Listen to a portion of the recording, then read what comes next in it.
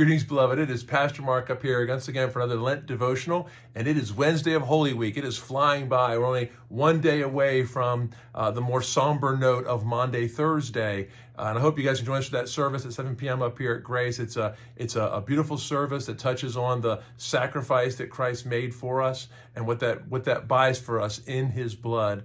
But right now, for today, we're still working off of that theme of the triumphant entry back on Sunday. And we're going to be in Psalm 96, and another call to worship. So find your Bibles, guys, and find Psalm 96. We're still celebrating the fact that the King of Kings has come. And I think this psalm has a much more eschatological view. This is an all creation. This is all the nations have come together to worship Christ. And I want to, while you find Psalm 96, I want to read you a passage that you're probably all familiar with, at least have heard before, Revelation chapter 5, which I think is the culmination of the call to worship we're seeing in Psalm 96.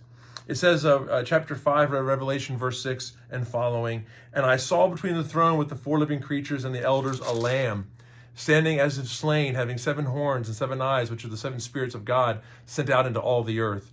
And he came and took the book out of the right hand of him who sat on the throne. When he had taken the book, the 4 living creatures and the 24 elders fell down before the Lamb, each one holding a harp and golden bowls full of incense, which are the prayers of the saints. And they sang a new song." Listen to this song. "Worthy are you to take the book and to break its seals, for you were slain and purchased for God with your blood men from every tribe and tongue and people and nation. You have made them to be a kingdom and priests to our God, and they will reign upon the earth."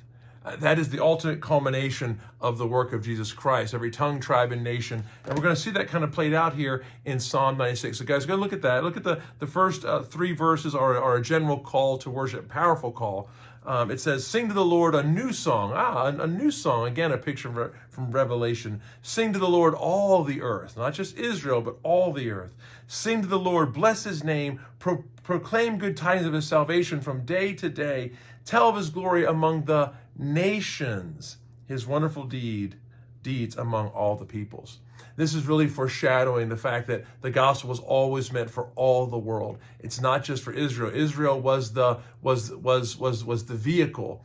They were the kingdom of priests that was supposed to bring God to all the nations when they came to them. And now we, as the church, are taken to all the nations and see them brought before the throne of God.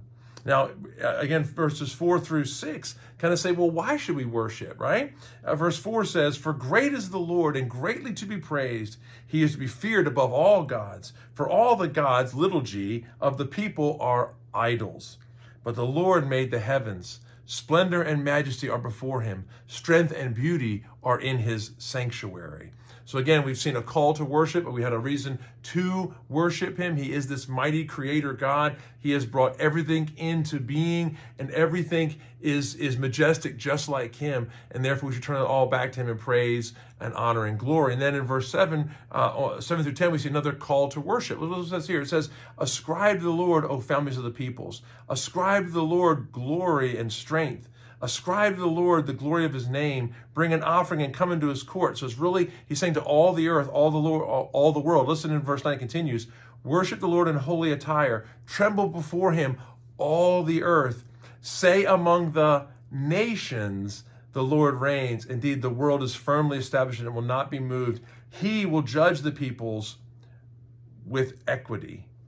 And not only does he want the whole world and the peoples, the nations to worship him, even creation itself should cry out to his glory. Look at verses 11 and 12. "Let the heavens be glad, and let the earth rejoice. Let the sea roar and all it contains. Let the field exult and all that is in it. Then all the trees of the forest will sing for joy." This is the culmination, the eschatological truth that all of creation declares the glory of God. Both the trees and the people, they were all made for him and for his glory. And then verse 13 gives us that final reason why it's so important to spread this gospel to all the nations, why it's so important for us all to bow down and worship him now when he can be found. Verse 13 says, "Before the Lord," and this is about falling down before him, "for he is coming. For he is coming to judge the earth. He will judge the world in righteousness and the peoples in his faithfulness." You see, beloved, that's why Easter is so important to us in the church is because we know that Christ is coming. We know that he is coming, not as he did the first time, seated humbly on a donkey to die for the sins of the world. He's coming this time on a stallion to judge the earth. It says his robe is dipped in blood, and he has a name upon his thigh, King of Kings and Lord of Lords. Listen, we share the gospel every day because we love everyone, but we share it especially on the Easter season because it's a picture that Jesus Christ is coming. And he's coming not this time to necessarily save the world, but this time to judge the world. So, beloved, again, let's stay focused today on the triumphal entry. Let's stay focused on the glory and the praise and the worship that he is the King of Kings. And then gather again tomorrow at 7 p.m. To understand that the King of Kings came not to be served, but to serve and to give his life as a ransom for many. You all take care and God bless. And I look forward to seeing you again tomorrow. Bye-bye.